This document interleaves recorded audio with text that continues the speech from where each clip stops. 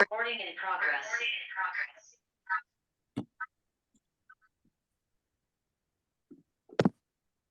इनके चौदह I cannot share. शुरू करेंगे। In Prem Gada ne kai remain. Prem Gada is a host now today. એટલે હું आज નીકળી कुशल भाई नहीं है क्या? Sorry, Kushal ji has to start video on. So, एक few minute, 1 minute, Didi ji. Okay okay okay.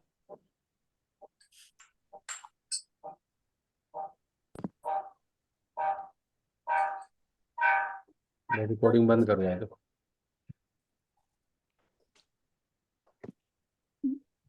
Naresh जी, आपको कोई बाद में शेयर करना पड़ेगा, मुझे दिक्कत है थोड़ी। Okay okay thank you. शुरू करेंगे क्या अभी अपन? दीदी आप शुरू कीजिए, रिकॉर्डिंग शुरू हो गई है। प्रेम जी भाई गाड़ा मैनेज करेंगे, मुझे बाहर जाना है। मुझे ओके। बाहर जाना पड़ रहा है। ओके।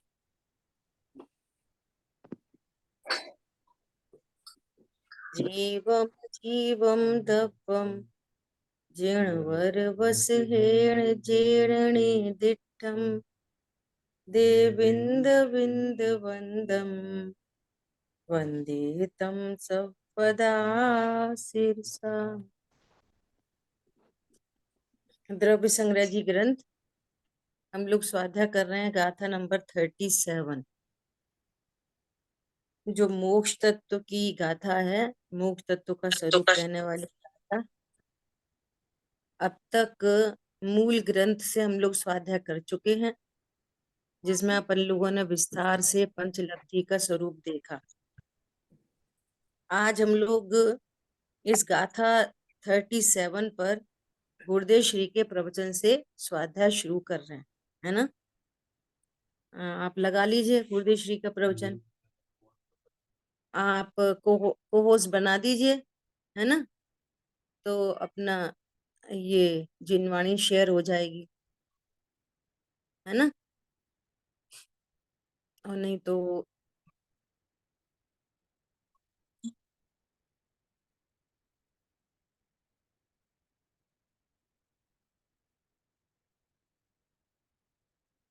आप अनम्यूट करिए, आप अनम्यूट करिए। हाँ जी, मैं अनम्यूट हूँ। हाँ अभी नरेश अब जी को को मैं होस्ट, नरेश जी हाँ को होस्ट बनाने का है। जी। नरेश जी ask to unmute as you record. I cannot make him. Okay no problem. आज ऐसा करते हैं कि एक नहीं मिनट, तो अपने he has not made. मुझे बना दी। आप तो अच्छा। कोर्स है मैडम। ओके ओके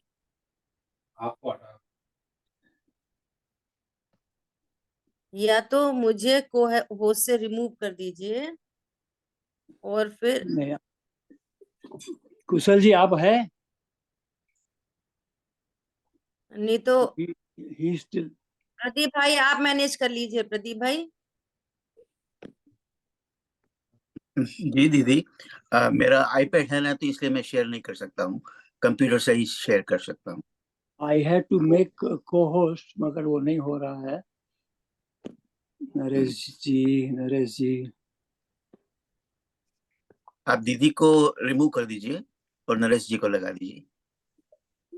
मेरे नहीं को हो रहा है।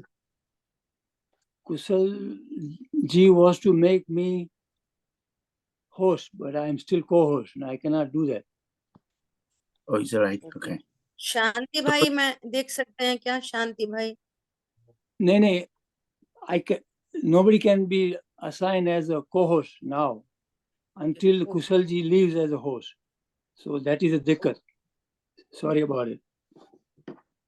कोई बात नहीं, तो ऐसा कोई बात- करेंगे आज ऐसे ही सुनते हैं, हाँ। है ना? जी जी ऐसे सभी लोग अपनी अपनी जिनवाणी में देखेंगे, है ना? सभी लोग अपनी अपनी जिनवाणी से देखें और स्वाध्याय का शुरू करते हैं हम लोग। शुरू करेंगे? जी दीदी, हाँ जी। जरूर। चलिए, तो यहाँ 37 गाथा को हम लोग गुरुदेव श्री के प्रवचन के माध्यम से देख रहे हैं। जो सर्व कर्मों के नाश का कारण है, ऐसा आत्मा का परिणाम भाव मोक्ष है ना? और कर्मों का आत्मा से सर्वथा पृथक हो जाना सो द्रव्य मोक्ष है। आत्मा का परिणाम भाव मोक्ष और कर्मों का आत्यांतिक क्षय वो द्रव्य मोक्ष। क्या कह रहे हैं? संपूर्ण कर्मों के नाश का कारण आत्मा के परिणाम है। संपूर्ण कर्मों का नाश कर्मों से नहीं होता। संपूर्ण कर्मों का नाश आत्मा के परिणाम से होता है। अष्ट कर्मों के छूटने में निमित्त केवल ज्ञान आदि परिणाम है। वे कौन से परिणाम है जिससे सर्व कर्मों का अभाव होता है? तो वे परिणाम है केवल ज्ञान आदि परिणाम, अर्थात अनंत चतुष्ट रूप परिणाम, अनंत ज्ञान, अनंत सुख, है ना? अनंत दर्शन, अनंत ज्ञान, अनंत सुख, अनंत वीर, ये हैं सब भाव मोक्ष, है ना? और इस भाव मोक्ष से सर्व कर्मों का नाश होना सो है द्रव्य मोक्ष। ठीक है? आत्मा के अवलंबन से उत्पन्न केवल ज्ञान, केवल दर्शन, अनंत सुख, अनंत वीर, ये आत्मा के परिणाम है। इस आत्मा के इस परिणाम को क्या कहते हैं? कौन सा तत्व कहते हैं? केवल ज्ञान को आत्मा का कौन सा परिणाम कहते हैं? बोलो, कौन सा तत्व है केवल ज्ञान? मोक्ष अनंत तत्व। सुख कौन सा तत्व? मोक्ष तत्व। ऐसा ये है भाव मोक्ष, है ना? आत्मा द्रव्य है, ज्ञान आदि गुण है, और केवल ज्ञान परिणति है। केवल दर्शन, दर्शन गुण की अवस्था है। अनंत सुख आनंद गुण की अवस्था है। अनंत वीर वीर गुण की अवस्था है। ये अवस्थाएं ही भाव मोक्ष है। देखो, यहाँ पर अनंत सुख आनंद गुण की अवस्था कह दी, उससे शैली में कोई दिक्कत नहीं। ब्रैकेट ओपन करेंगे तो अनंत सुख में कितनी पर्याय शामिल हैं? अनंत सुख में कितने गुणों की पर्याय शामिल हैं? बोलो, कौन बताएगा? अनंत गुण। किस कर्म के अभाव में? दोनों जैसे मोहनीय कर्म के अभाव में मोहिनी, श्रद्धा, बहुत बढ़िया, श्रद्धा और चारित्र गुण। बहुत बढ़िया। ये देखो, ज्ञान गुण की पूर्ण शुद्ध पर्याय है केवल ज्ञान। दर्शन गुण की पूर्ण शुद्ध पर्याय है केवल दर्शन, जो ज्ञानावर्णी और दर्शनावर्णी कर्म के अभाव में प्रकट होती हैं। और अनंत सुख है वो मोहिनी कर्म के अभाव में। मोहिनी कर्म के अभाव में अनंत सुख प्रकट होता है। और मोहिनी के दो भेद हैं, दर्शन मोहिनी और चारित्र मोहिनी। दर्शन मोहिनी श्रद्धा गुण पर इफेक्ट डालती है, और चारित्र मोहिनी चारित्र गुण पर। तो ये श्रद्धा की विपरीतता और चारित्र की विपरीतता दोनों ही सुख के घातक है। क्या बोला? श्रद्धा गुण की विपरीतता सुख का घातक, और श्रद्धा सम्यक होने पर भी शेष जो चारित्र गुण की विपरीतता है वो सुख की घातक है। पूर्ण सुख प्रकट नहीं होता। तो अनंत सुख प्रकट हुआ, पूर्ण सुख प्रकट हुआ, तो उसमें श्रद्धा और चारित्र गुण की पूर्ण शुद्ध जो पर्याय प्रकट हुई, इन दोनों को मिला के कहते हैं अनंत सुख। क्योंकि सुख के घातक दो गुणों की विकारी पर्याय हैं, श्रद्धा की विकारी पर्याय और चारित्र की विकारी पर्याय। समझ आई बात? हाँ जी प्रभु। सम्यक दर्शन, हाँ, सम्यक दर्शन होने पर भी जितना राग शेष है उतना परिणति में दुख है। संपूर्ण राग का अभाव होने पर पूर्ण वीतरागता होने पर ही अनंत सुख प्रकट होता है। तो जो अनंत सुख कहा जा रहा है ये, तो यहाँ पे दो गुणों की शुद्ध पर्याय समझना चाहिए। बहुत बार चर्चा हुई है अपनी ये। जीव का अल्पज्ञता में अटकना भाव बंध है। अब ये अटकना मतलब क्या? अटकना अल्पज्ञता रूप अपने को जानना, यही अटकना है। मैं अल्पज्ञ हूं कि सर्वज्ञ हूं? बोलो, अभी मैं अल्पज्ञ हूं कि सर्वज्ञ हूं? बोलो। स्वभाव से सर्वज्ञ हूँ। हाँ, अभी मैं ध्रुव हूं, अभी मैं सर्वज्ञ शक्ति का धारी हूं। क्या बोला? अभी मैं अल्पज्ञ हूं कि सर्वज्ञ हूं? तो अल्पज्ञता भी पर्याय में है और सर्वज्ञता भी पर्याय में प्रकट होती है। तो मैं पर्याय हूं कि द्रव्य स्वभाव हूं? द्रव्य में द्रव्य मैं बना स्वभाव। करने पर, हाँ, तो मैं द्रव्य रूप हूं, ना अल्पज्ञ हूं ना सर्वज्ञ हूं, मैं ध्रुव हूं। पकड़ में आई बात?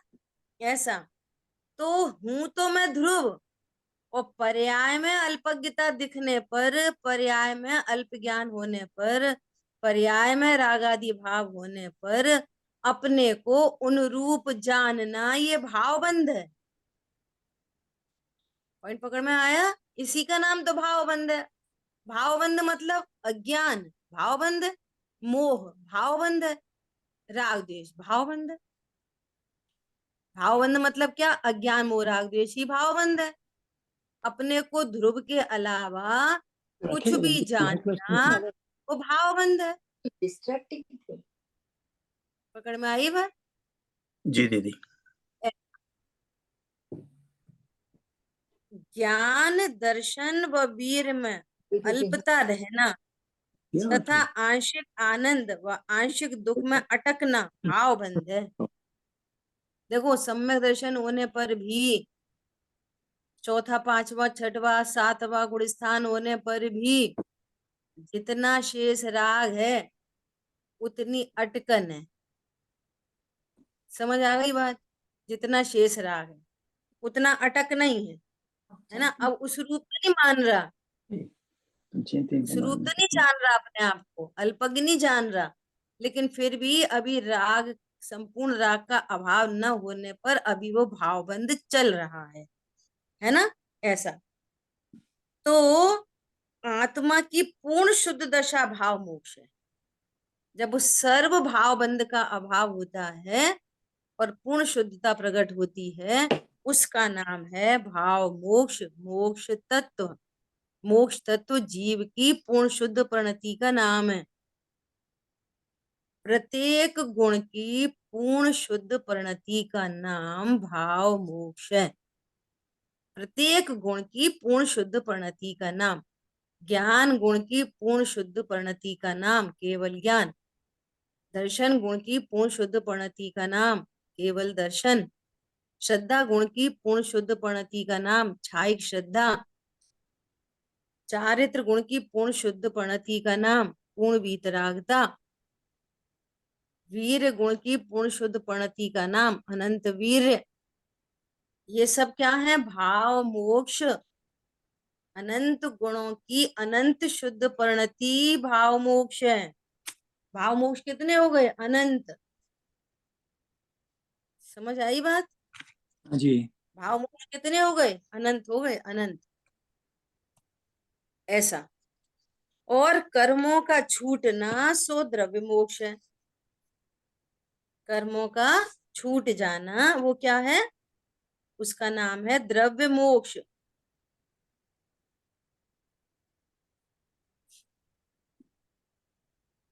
ठीक है? भगवान को अनंत गुण प्रकट हुए। यहाँ गुण का अर्थ अवस्था समझना। जैसे अपन सीधा सीधा बोलते हैं, भगवान को अनंत चतुष्टय प्रकट हुए, भगवान को अनंत गुण प्रकट हुए। अनंत गुण प्रकट हुए मतलब अनंत गुणों की शुद्ध पर्याय प्रकट हुई। गुण प्रकट नहीं होते, गुण तो निष्क्रिय हैं, गुण की पूर्ण शुद्ध पर्याय प्रकट होना ही गुण का प्रकट होना कहलाता है। ठीक है। आत्मा के अवलंबन से जो अनंत चतुष्टय प्रकट हुए वे स्वाभाविक हैं, कभी नष्ट नहीं होंगे, कल्पना में आने योग्य नहीं, विस्मयकारी हैं तथा उपमा रहित हैं। इन केवल ज्ञान आदि परिणामों को ही मोक्ष कहते हैं। देखो, मोक्ष के बारे में भी लोगों को कंसेप्ट क्लियर नहीं होते। 7 तत्वों को यथावत जानना बहुत पुरुषार्थ की बात है। अनंत पुरुषार्थ से 7 तत्वों का निर्णय होता है। अब मोक्ष माने पता नहीं क्या, खाली खाली जगह, खाली खाली डिब्बा, ऊपर चले जाते हैं, क्या कुछ भी। यहाँ क्या कह रहे हैं, आत्मा की पूर्ण शुद्ध परिणति का नाम ये मोक्ष है। सो यहाँ पर कह रहे हैं, है ना, ये अनंत चतुष्टय जो प्रकट होते हैं वे कभी नष्ट नहीं होते, परंतु उत्पाद वे तो पर्याय में चलता ही रहता है। ऐसा नहीं है वे अनंत चतुष्टय ध्रुव हो जाते हैं। वे पर्याय का लक्षण ही उत्पाद व रूप है, तो उत्पाद व रूप पर्याय चलती रहती है, परंतु वैसी की वैसी नई पर्याय उत्पन्न होती है, इसलिए उसको कहते हैं कभी नष्ट नहीं होते। यह मोक्ष आत्मा की पर्याय में होता है, मोक्ष सिद्ध शिला में नहीं होता। मोक्ष कहाँ पे होता है, सिद्ध शिला पे, सिद्ध क्षेत्र में। और सिद्ध शिला पे तो वैसे भी कोई नहीं रहता। और सिद्ध भगवान कहाँ पे रहते हैं, सिद्ध शिला पे नहीं, सिद्ध सिद्ध क्षेत्र में। शिला के ऊपर सिद्ध क्षेत्र होता है ना, तनुवाद वलय में, वहां पर रहते हैं अनंत भगवान। क्या हुआ, कोई बात नहीं है ना, ऐसा। तो भी क्या बोल रहे हैं, यह मोक्ष आत्मा की पर्याय में होता है, सिद्ध शिला में नहीं होता। संसार दीदी, दशा, हाँ जी, वो जो आपने समझाया ना कि तनुवात विलय में, तो जनरली हम जो पिक्चर स्केच देखते हैं उसमें तो वलय तो ऊपर दिखाते हैं, और जो लोग का टॉप हॉरिजॉन्टल और नीचे थोड़ा सर्कुलर, वो अवस्था में सिद्धों को दिखाते हैं। तो ये तो लोक के अंदर ही हुआ ना, वात वलय में तो बाहर दिखाते हैं, तीनों वलय बाहर दिखाते हैं, ऐसा मैंने देखा है। उसको समझाइए। कैसे बताएं देखो, ये पेपर दिख रहा है आपको, दिख रहा है ना, मैं हाँ, थोड़ा सा दिख रहा है ड्रॉ दीदी। करती हूँ इसके ऊपर थोड़ा सा ड्रॉ करती हूँ। अभी मैं सिर्फ तो लोग ड्रॉ करती हूँ, ठीक है। जी।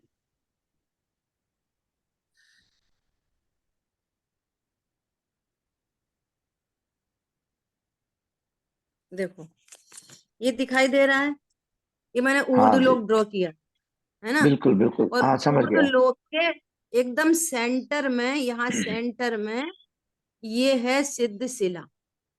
बराबर। तो वो सिद्ध शिला कैसी है, अर्धचंद्राकार है। वो जी। है ना, जैसे हम वो खरबूज खाते हैं ना, खरबूज, हाँ उसकी हाँ, उसकी ऐसी फांक फांक, बना लेते फांक है, हैं। हाँ बराबर है वो, हाँ, बराबर। वैसा वैसा नहीं होता, ऐसा नहीं होता, ऐसी नहीं होती। सिद्ध शिला कैसी होती है, इसको पूरा अर्धचंद्राकार ऐसा एकदम ऐसी ऐसी होती है सिद्ध शिला। ऊपर दिख रहा है ना, ये ऐसा ओके। अर्धचंद्रा, चंद्रमा को हाफ करो ऐसा अर्धचंद्राकार, न कि बराबर। खरबूजे की फांक ऐसे।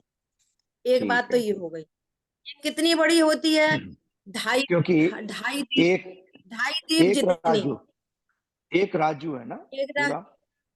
एक राजू नहीं, देखो ये बहुत गणित है। सिद्ध कौन बनते हैं, मध्य लोक में रहने वाले मनुष्य। मध्य लोक कितना बड़ा, मध्य लोक में के अंदर जो ढाई द्वीप है, मनुष्य लोक कितना, ढाई हाँ द्वीप। हाँ हाँ, जितना बराबर बड़ा है। ढाई द्वीप है ना, हाँ उतना हाँ ही हाँ। बड़ा ये ऊपर जाके जो तनुवात बलय है ना, इस सिद्ध हम्म। शिला के ऊपर फिर 3 जी। बलय बह रहे हैं, है ना। हाँ हाँ घन बल है, घनोदधिवाद बल है और तनुवाद बल है। तो सिद्ध बराबर। भगवान सबसे ऊपर है। इस जो ये जो अर्धचंद्राकार है ना, इसके हाँ ऊपर भी जो 3 जो वलय हैं, तो वो हाँ तनुवात वलय में कितना एरिया, वो 2.5 द्वीप जितना एरिया। क्योंकि कोई बराबर। सिद्ध बनेगा तो 2.5 द्वीप के अंदर अंदर से बनेगा। जी 2.5 जी। द्वीप के बाहर तो मनुष्य ही नहीं है। तो 2.5 द्वीप हम्म। से भी है ना, तो ऊर्ध गमन होता है। ऐसा आड़ा तिरछा तो गमन होगा नहीं। तो जितने हम्म। 2.5 द्वीप है, बस उतना ही ऊर्ध गमन से सिद्ध भगवान लोक के अग्रभाग में जाके विराजमान होते हैं। तो लोक का अग्रभाग है, तनुवात बल है, एंडिंग है। हाँ तो वो समझ आई बात? पर, हाँ पर ये लोक का काश का जो स्केच बनाते हैं उसके ऊपर 3 लाइनें बनाते हैं ना, हाँ, तो वो पानी जो का। 3 लाइन है वहां तक लोक है। अच्छा अच्छा। जो हाँ 3 वहां लाइन तक है लोक वहां है। तक लोक। Okay hmm. ओके आई सी, ठीक है ओके। और ये हाँ जो मनुष्य लोग 2.5 द्वीप जो है, एक राजू का कितना भाग है, ऐसा कुछ बताते हैं क्या? हाँ, बहुत छोटा सा भाग है। हाँ देखो, ओके ओके। एक राजू, और जो स्वयंभू रमण समुद्र है वो तो आधा राजू। आधा राजू तो वही है, क्योंकि वो डबल होते जा रहे, डबल होते जा रहे, डबल होते जा रहे, है ना। तो स्वयंभू रमण समुद्र डबल होते होते वो स्वयंभू रमण समुद्र ही आधा राजू का है। और जो शेष आधा राजू है ना, उसमें असंख्य द्वीप, असंख्य समुद्र है आधा राजू के अंदर। और जो 2.5 द्वीप है ना, तो पहला द्वीप है जम्बू द्वीप, वो तो सबसे छोटा। हाँ फिर वो उसके तो बाद बराबर। में जो समुद्र है वो उससे डबल डाया का। फिर उसके वो बाद जो बराबर। द्वीप है वो उससे डबल डाया। फिर उसके बाद बराबर। जो समुद्र है वो डबल। और फिर तीसरे वाले में हाफ मनुष्योत्तर, वो मानुषोत्तर पर्वत, वो जस्ट हाफ। मतलब जी 2.5 जी। द्वीप तो और इतना सा। पुष्करार्ध, बेटा, अर्ध पुष्कर, हाँ अर्ध पुष्कर। बस। बराबर। हाँ नहीं बहुत छोटा है, एक राजू का छोटा भाग है, पर जनरली अरे वो स्केच बना। एक राजू में तो बहुत ही छोटा पार्ट है। हाँ बिल्कुल, मैं तो यूं कह रहा हूँ कि जो हाँ जनरली कारीगरी करने वाले वो पूरे राजू हाँ, पे वो लगा तो देते हैं, इसलिए मैंने पूछा आप आपसे। ये, हाँ। हाँ आप ये समझो कि ज्यादातर लोग सिद्ध शिला को ऐसी बनाते हैं खरबूजे की फांक के जैसी, जबकि बराबर होती वो बराबर। अर्धचंद्राकार जी जी समझ है गया ना। मैं। और वो उसको बना देते हैं पूरे एक राजू के अंदर।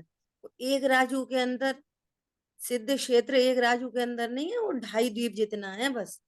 हाँ जहाँ से मनुष्य कितना होता है, सिद्ध लोक में 45 जा सकते हैं। हाँ 45 लाख योजन। लाख योजन, उतना उतना सा है सिद्ध क्षेत्र। और वे तो कितने योजन होंगे, असंख्य असंख्य। हाँ वो तो बहुत। हाँ एक एक राजू में, है ना ऐसे। चलिए थैंक यू ठीक दीदी, है। क्लियर हो गया, हाँ क्लियर हो गया। तो अभी आगे क्या बोल रहे हैं? मैं ये भी प्रश्न पूछती हूँ कि सिद्ध कहाँ पर बनते हैं? अभी क्षेत्र अपेक्षा बात करें, सिद्ध कहाँ पे बनते हैं? ऊर्ध्व लोक में। मनुष्य, मनुष्य लोक में।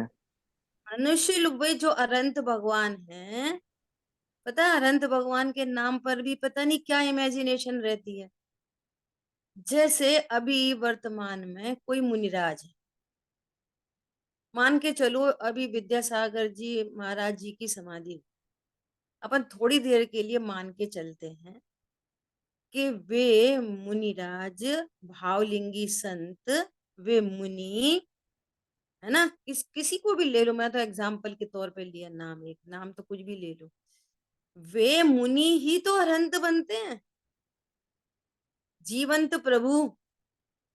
और जो देह अभी हम तुमको दिखाई दे रही है ना, हमारे तुम्हारे जैसी मनुष्य देह, वो ही देह अरहंत होने पर परम औदारिक देह हो जाती है। और वे हमारे तुम्हारे जैसे मनुष्य गति के जीव हैं। कौन? अनंत भगवान। हमें तो प्रतिमा दिखती है तो मैं कुछ समझ में नहीं आती अनंत भगवान कौन है। अनंत भगवान मनुष्य गति के जीव हैं। अनंत भगवान, अभी जो सीमंदर भगवान विदेह क्षेत्र में विराजमान हैं, वे मनुष्य गति के जीव हैं वे। त्रस जीव। तभी तो हम कहते हैं विद्यमान बीज तीर्थंकर, विद्यमान। और जब उन अनंत भगवान की आयु पूर्ण होती है तो उनका पंडित मरण होता है। वो मरण ही है, वो सिद्ध जो बनते हैं। आयु पूर्ण हुई, अनंत भगवान का मरण हुआ और सिद्ध बने। लेकिन मरण क्यों नहीं कहा जाता? क्योंकि उसके बाद जन्म नहीं होता, इसलिए उसको निर्वाण कहते हैं, या फिर पंडित मरण कहते हैं। तो सिद्ध भगवान कौन है? कि जब सर्व कर्मों का अत्यंतिक क्षय हो गया तो देह का भी अत्यंतिक क्षय हो गया। अब एक शुद्ध प्योर निखालिस आत्मा सिद्ध क्षेत्र में जाके विराजमान है। तो ऊर्ध परिणामों से ऊर्ध गमन होता है। सबसे ऊर्ध परिणाम है अनंत चतुष्टयात्मक जो परिणाम है, जो नव लब्धि जो प्रकट हुई है उनको, ये सबसे ऊर्ध परिणाम है। इस विश्व के सबसे ऊंचे परिणाम है, तो वो सबसे ऊंची जगह पे विराजमान हो जाते। जैसे कहते हैं ना कि बहुत जेंटलमैन पॉश कॉलोनी में रहते हैं, अपन लोग में कहते हैं ना, अच्छे लोग पॉश कॉलोनी में रहते हैं। ऐसे ऊर्ध्व परिणामों वाले जीव सिद्ध क्षेत्र पॉश कॉलोनी में रह रहे हैं। समझ में आ रही बात? सिद्ध भगवान तो वे हैं सर्व कर्मों से रहित हो गए। कर्मों से रहित हो गए तो नो कर्म शरीर से भी रहित हो गए। और कर्मों से रहित तब हुए जब सारे विकारी भावों से रहित हुए। अनंत दशा में सारे विकारी भावों से रहित हुए, सारे कर्मों से रहित हुए, और सारे ही शरीर संयोग आदि से रहित हो गए। तो एक प्योर शुद्ध निखालिस आत्मा ऊर्ध्वगमन स्वभाव से सिद्ध क्षेत्र में जाके विराजमान है। ऐसा अनंत कौन? मनुष्य है। अनंत मनुष्य, हरी बात ख्याल में। अनंत चतुष्टय के धारी मनुष्य। अब जीव समझ में नहीं आ रही तो अब देखो कितना है व्यवहार में कैसे कार्यकारी होता है। अब मनुष्य कहना पड़ रहा है उनको, जो समझते नहीं है ना, ब्लैंक, एकदम ब्लैंक। अनंत भगवान पता नहीं क्या मूर्ति दिख रही है हमें तो, वे होते भी हैं कि नहीं होते, कैसे होते हैं, क्या नहीं होते। तो तुम्हारा मनुष्य से परिचय है ना, तो मनुष्य बोलना पड़ रहा है। वे हमारे तुम्हारे जैसे जीव हैं कि मनुष्य हैं? तो व्यवहारने से उस बात को समझा जाता है। ऐसा ठीक है। संसार दशा और साधक दशा में मोक्ष दशा विलक्षण जाति की है, इसलिए यहाँ अवस्थान्तर कहा है। संसार दशा तो जीव तो वही का वही है, जो संसार दशा में है वही साधक दशा में है, वही मोक्ष दशा में है। जीव तो वही का वही है। लेकिन संसार दशा कैसी है? विकारी पर्यायों के साथ, दुखों के साथ, कर्म के बंधन के साथ, ऊंचे नीचे शरीरों के साथ, तरह तरह के सड़े गले शरीर के साथ। साधक जीव कैसे हैं? साधक जीव ऐसे हैं कि उनके कुछ परिणाम कैसे हुए? ऊर्ध हुए। इसलिए ऊर्ध परिणाम होने के कारण अब वे त्रियंच और नरक गति में नहीं जाते, मनुष्य और देवगति में ही जाते।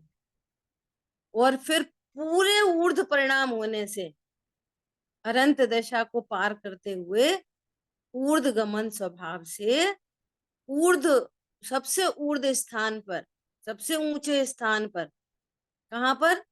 सिद्ध क्षेत्र में जाके विराजमान होते हैं।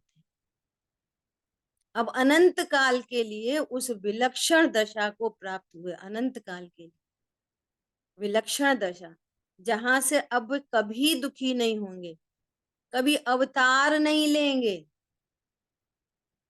अन्य मत में कहते हैं कि भगवान को आना पड़ा, अपने शिष्यों को बचाने के लिए भगवान को आना पड़ा, सो वे अवतार लेते हैं। आप लॉजिक से विचार करो, हेतुओं से, कि वे सिद्ध भगवान अवतार क्यों नहीं ले सकते? क्योंकि संसार में आने के लिए शरीर धारण करना पड़ेगा, और शरीर तब तक नहीं हो सकता जब तक कोई ना कोई नाम कर्म का उदय न हो। तब तक कर्म चाहिए, और कर्म चाहिए के लिए विकार चाहिए, राग आदि भाव चाहिए। समझ में आ रही है बात? और राग होना है नहीं। अब चूंकि पूर्ण शुद्ध अवस्था प्रकट हो गई है, तो अब राग हो नहीं सकता। स्फटिक मणि के आजू बाजू से सब कुछ हट गया, अब स्फटिक मणि रंग बिरंगी दिखाई दे सकती है? दिख ही नहीं सकती। ऐसे शुद्ध परिणति से, पूर्ण शुद्ध परिणति से परिणमित आत्मा रागी कैसे हो सकता है? बिना कर्म के उदय के राग हो नहीं सकता। राग होए तो फिर वो स्वभाव बन जाएगा, जिसका स्वभाव बन गया वो मोक्ष नहीं जा पाएगा। हर चीज एक दूसरे को क्रॉस करेगी। बिना कर्म के राग मान लेंगे तो स्वभाव सिद्ध होगा। बिना कर्म के तो अनंत चतुष्टय होते हैं जो कभी नहीं मिटते। क्या बोला? वो जो स्वभाव प्रकट हुआ है ना, वो बिना कर्म के प्रकट हुआ है, सो वो अनंत काल तक रह सकता है। लेकिन राग विकार के लिए कर्म चाहिए। बिना कर्म के राग नहीं होता, बिना राग के कर्म नहीं बंधता। बोलो, तो वे अवतार कैसे हो सकता है? जो मोक्ष में चला गया उसका अवतार हो कैसे सकता है? कोई हेतु नहीं बनता।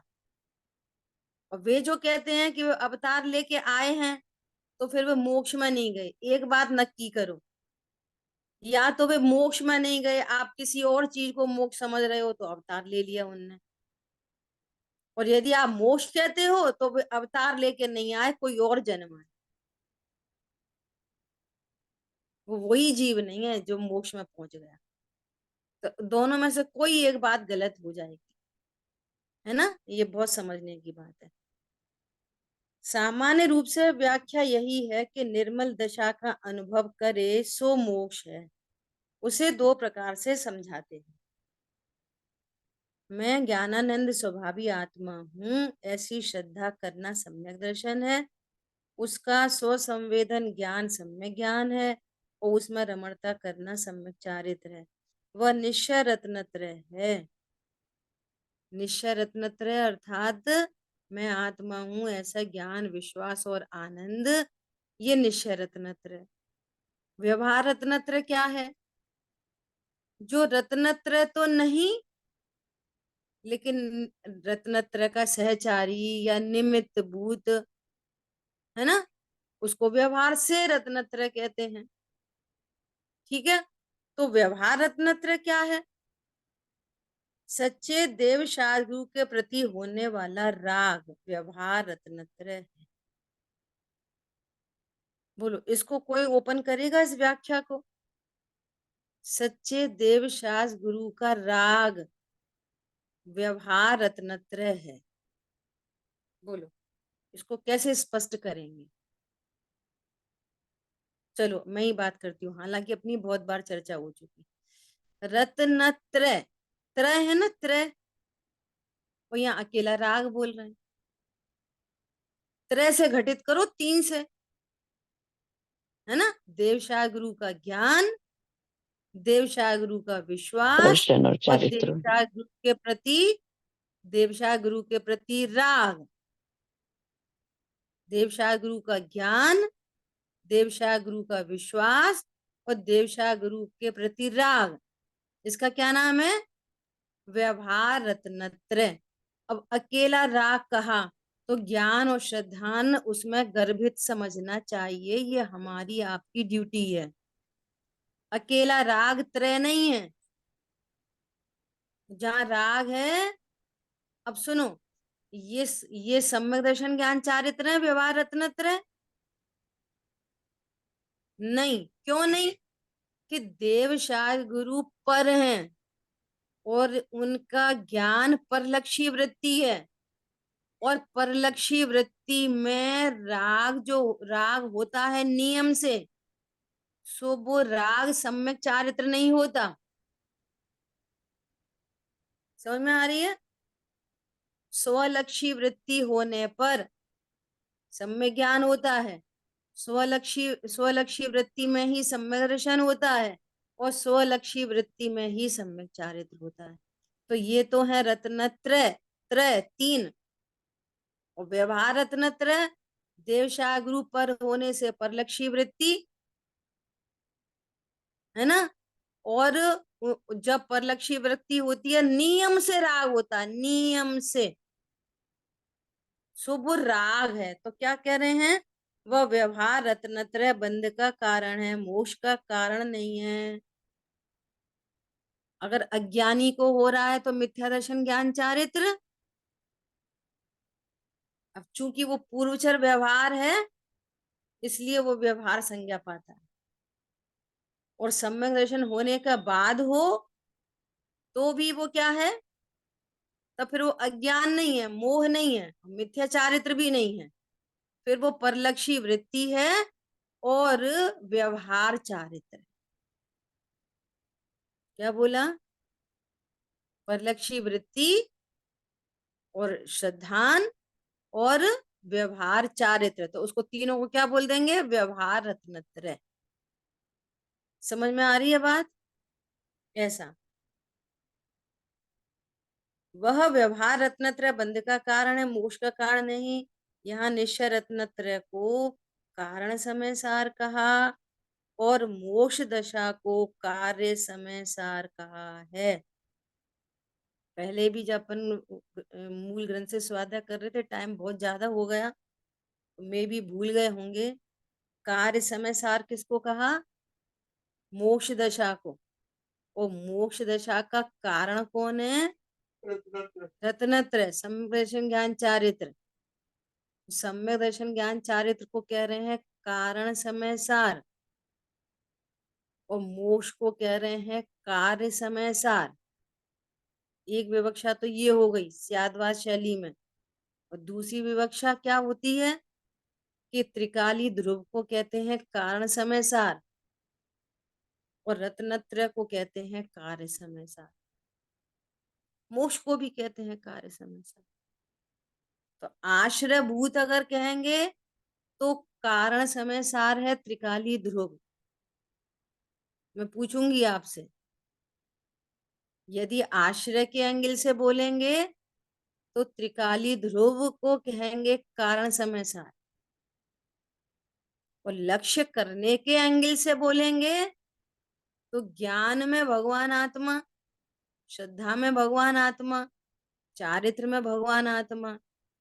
तो लक्ष्य करने के एंगल से रत्नत्रय को कहेंगे कारण समय सार और पूर्ण शुद्ध प्रणति को कहेंगे कार्य समय सार। समझ आई बात। एक है आश्रय का एंगल, आश्रय भूत कौन है, किसका आश्रय लिया, तो त्रिकाली ध्रुव का। तो एक एंगल तो वो है कारण समय सार का। अब देखो कारण समय सार तो अनादि से है, कार्य तो प्रकट नहीं हुआ, इसलिए वास्तव में कारण समय सार रत्नत्रय ही है। जहां रत्नत्रय प्रकट हुए तो कार्य हुआ, त्रिकाली ध्रुव था तो कार्य नहीं हुआ था। तो वास्तव में त्रिकाली ध्रुव है अकारण परमात्मा और रत्नत्रय है कारण परमात्मा और मोक्ष है कार्य परमात्मा। समझ में आ गई बात। जी दीदी। ऐसा बहुत सुंदर। हाँ, कभी कभी उस ज्ञान में है, लक्ष्य में कौन है कि त्रिकाली ध्रुव, उसने किसका लक्ष्य किया था कि ध्रुव का। तो इस एंगल से ध्रुव को कारण समय सार कहा जाता है कि ज्ञान में है कौन कि ध्रुव, इसलिए उसको कारण समय सार कहा जाता है। वास्तव में वो अकारण है। ये परम शुद्ध निश्चय की बात है। वास्तव में तो ध्रुव अकारण परमात्मा है, कारण परमात्मा तो भेद ज्ञान ही है, रत्नत्रय ही है कारण परमात्मा। तो जो कार्य को लेके जरूर आएंगे, आएंगे ही आएंगे, आएंगे ही आएंगे, उनसे ही कार्य प्रकट होगा। ध्रुव अनादि से था, कार्य नहीं हुआ था परिणति में, लेकिन जब भेद ज्ञान हुआ तो वो जरूर कार्य हुआ। ऐसा। ठीक है, ये विवक्षा है, इनको समझना चाहिए। मोक्ष मार्ग मोक्ष दशा का कारण है, इसलिए रत्नत्रय को कारण समयसार कहा। स्वसन्मुख होने पर प्रकट होने वाले स्वाभाविक सम्यक दर्शनादि कारण समयसार हैं, जिस परिणाम में द्रव्य भाव रूप मोह आदि 4 घाती कर्मों का नाश होता है, उस रूप परिणाम को भाव मोक्ष कहते हैं। आचार्य भगवान शुरू से यही परिभाषा लेते चले आ रहे हैं। जीव का वह परिणाम जिससे कर्म आते हैं वो भाव आश्रव है, जीव का वह परिणाम जिससे कर्म रुकते हैं बंधते हैं वो भाव बंध है, जीव का वह परिणाम जिससे कर्म आना रुकते हैं वो भाव संवर है, जीव का वह परिणाम जिससे कर्मों की निर्जरा हो जाती है वो भाव निर्जरा है, जीव का वो परिणाम जिससे अष्ट कर्मों का नाश होता है वो भाव मोक्ष है। शुरू से ऐसी कहती चले आ रहे हैं, आश्रय बंध संवर निर्जरा मोक्ष में। ठीक है, तो भाव आश्रय जीव का कौन सा परिणाम है? ज्ञान मोह। वो भाव संवर क्या चीज है कि सम्यक दर्शन ज्ञान चारित। वो भाव मोक्ष क्या है कि अनंत चतुष्ट, अनंत दर्शन, अनंत ज्ञान, अनंत सुख, अनंत वीर। ठीक है, ये भाव मोक्ष है। ऐसा 14वें गुण स्थान के अंत समय में निश्चय रत्नत्रय की पूर्ण दशा प्रकट होने पर जो टंकोत्कीर्ण केवल ज्ञान स्वरूपी है, शुद्ध बुद्ध है, वीतरागी स्वभाव वाले हैं, ऐसे परमात्मा का आयु आदि शेष 4 कर्मों से छूटना द्रव्य मोक्ष है। आयु आदि शेष 4 कर्मों से छूटना वो द्रव्य मोक्ष। ठीक है, अभी बोला ना आयु पूर्ण हुई तो अनंत भगवान का मरण होता है, लेकिन मरण कहा नहीं जाता है, उसको निर्वाण कहा जाता है। अनंत भगवान कब तक मन इस परमोदारिक देह में विराजमान रहेंगे?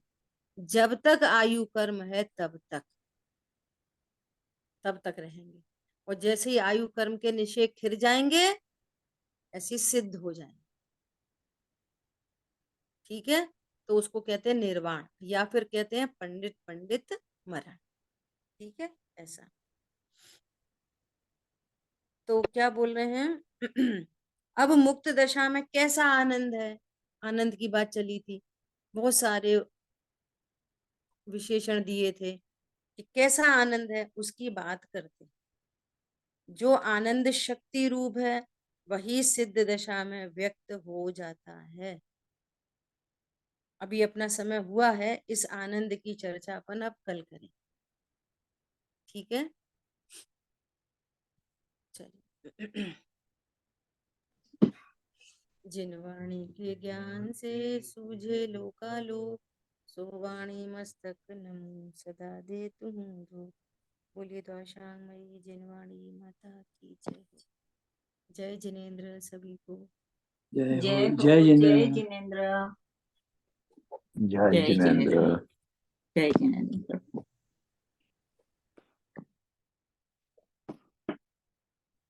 ओके, पहला स्टॉप करी थी।